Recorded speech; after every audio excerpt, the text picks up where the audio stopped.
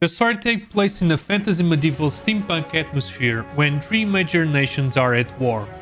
The player starts in the middle of a destruction event that takes the lives of thousands of people. After this catastrophic event, a group of characters is going to join your quest by different means, and even if they don't agree with the terms at first, they will gladly fight by your side to try to put an end to a war between its three kingdoms in the vast continent of Valandis. Each of these characters has their own backstories and motivations that translates to the actual playstyle when it comes down to the encounters with the enemies. This title resonates with the turn-based battle system, where you use 4 party members that can switch between others at a later stage through progress in the story, and a kind of tag team mechanics. For that, you need to link 2 characters as you most please before the battle, so the option to change between them is available during the fight itself. The most crucial element on the fight is the overdrive meter, a bar on the top of the screen divided between 3 colors. Here the objective is to stay in the green area so that you can take the most out of the situation. Staying in the green area means taking less damage, dealing more damage, and skills cost much less resources. On the other hand, staying in the red area means that you are overheated and ending up taking more damage.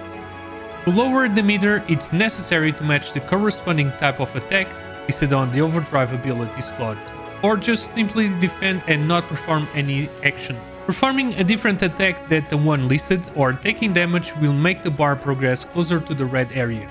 Last but not the least, there's an ultra move that can be performed by the characters, with different objectives divided between offense and defensive that helps the player in the toughest situations. The ultrameter will naturally be filled during the fights. Also, the boss fights are always different and the mechanics are often shifting.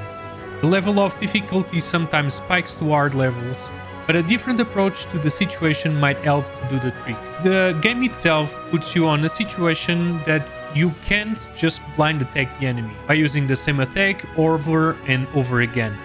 A well-put strategy is imperative to overcome some foes. After each fight, it's granted skill points, which the player can allocate to level up the skills on the skill tree, equipments, accessories, and class emblems.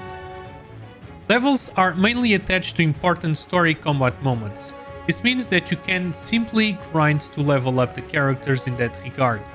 When you level up, the level points will be available to every character. It's then possible to choose which skills to learn and build up the growth path the way you most please.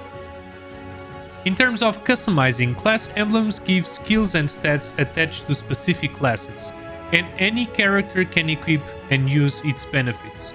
If a character uses it long enough, it can master the skills and equip them forever, even without the emblem. Gems are also super useful to further customize your equipment. For this, you need to combine gems, the same base to improve its levels and consequently its stats. Also, it's highly recommended to explore every single corner of the vast locations. There are tons of NPCs to talk that can actually give you something useful. Information, advices, and even gifts, treasures to dig, and enemies to fight against to earn some skill points. If you are an RPG fan, this is an easy pick. The story is fun and evolving, with a touch of high fantasy, which I really appreciate, and sometimes even mature, since it approaches sensitive subjects. Take your time to also appreciate the music that goes along super well with everything that is going on the screen. And of course, the graphics, the sublime pixel art graphics.